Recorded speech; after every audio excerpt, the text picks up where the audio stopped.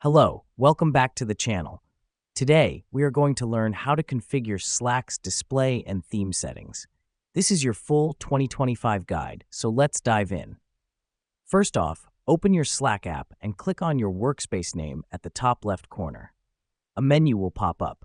This is where you can access all the settings and preferences.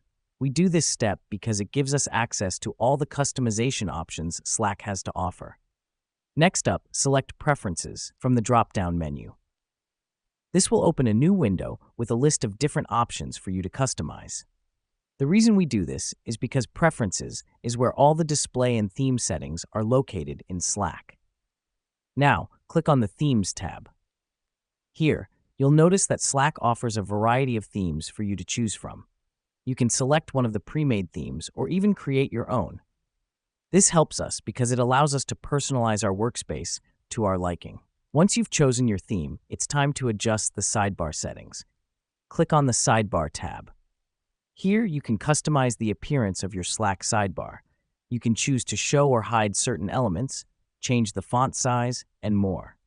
The reason we do this is so we can organize our sidebar in a way that best suits our workflow. Finally, click on Save Changes to apply your new display and theme settings. This is an important step because it ensures that all your customization efforts are saved and will remain even if you log out of Slack. And that's it. You've now configured your Slack's display and theme settings. Remember, a personalized workspace can significantly improve your user experience and productivity. As always, thanks for tuning in, and we'll catch you in the next tutorial.